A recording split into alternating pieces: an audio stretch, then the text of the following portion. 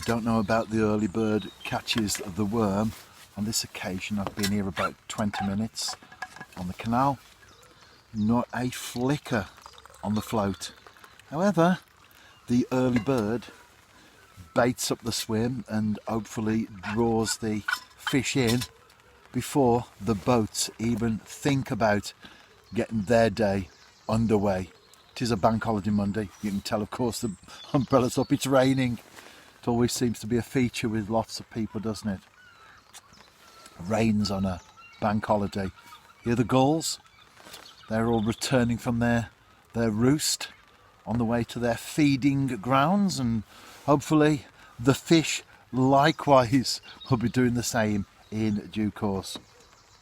Well, I hope this isn't some sort of piscatorial April Fool trick.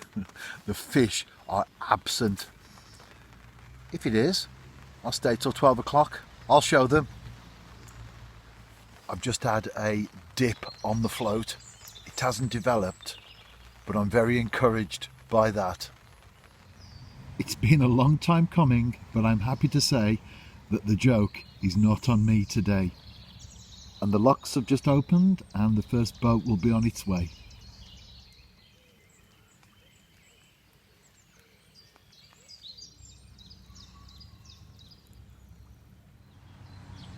There's more in the blog post, but that's the business end as far as the tackle is concerned.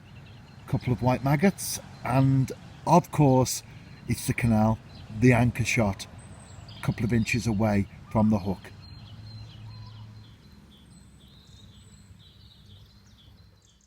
Just small perch activity this morning, but nevertheless, as I often say, on the right side of the line. Ian Clark, who's featured in a few videos recently, was on his way to Worcester with his wife, saw me fishing on the canal and popped by for a chat. Hope you had a nice day and the rain held off, which I think it has. It's moved through. Quite heavy first thing this morning, but it's dry at the moment and not too bad, the forecast into the afternoon. While I was there though fishing, the Canal and River Trust people came with their mowers and strimmers, and I do struggle with this as a keen amateur naturalist.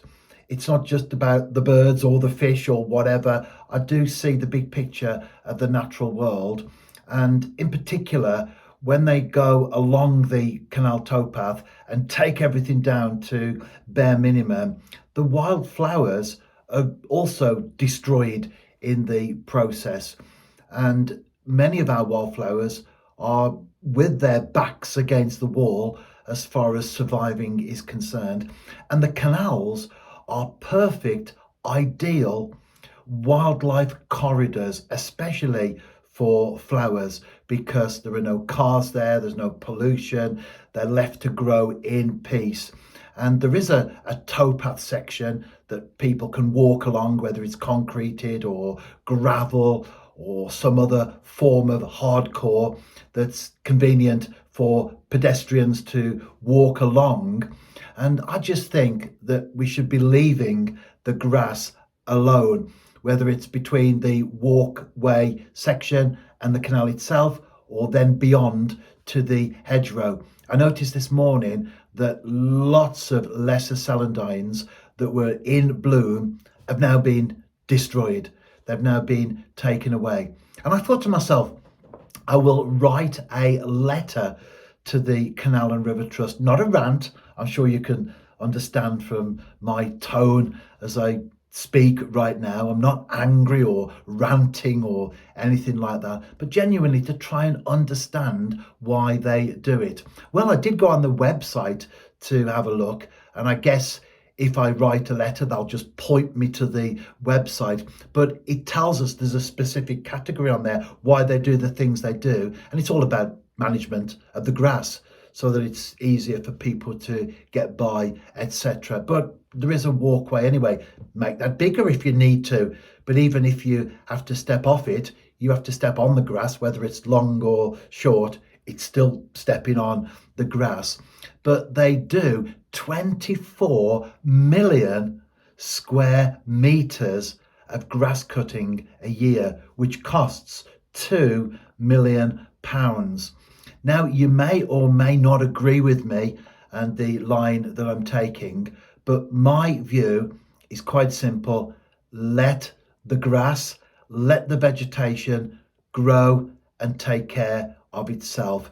Nature needs all the helping hands that we can give it. If there are areas that, for whatever reason, need to be trimmed, need to be kept in control, well, that's fine. If there's a good reason for that, I can't necessarily see one. It's a rural canal where I was today.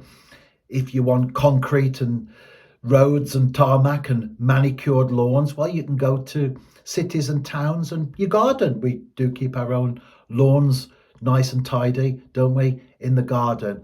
But I think that when it comes to the canal, the management of the grass and the areas around it, my position is leave it alone, let nature develop, let the wildflowers in particular blossom and flourish. What do you think? Well, if you're watching on YouTube, you can comment below. And if you're on my website watching the video embedded there, again, you can comment on the site. I look forward to hearing from you. And if you're out fishing yourself over the next few days, tight lines. And if you enjoy nature, I'm sure you can see where I'm coming from. But what do you think? Let me know.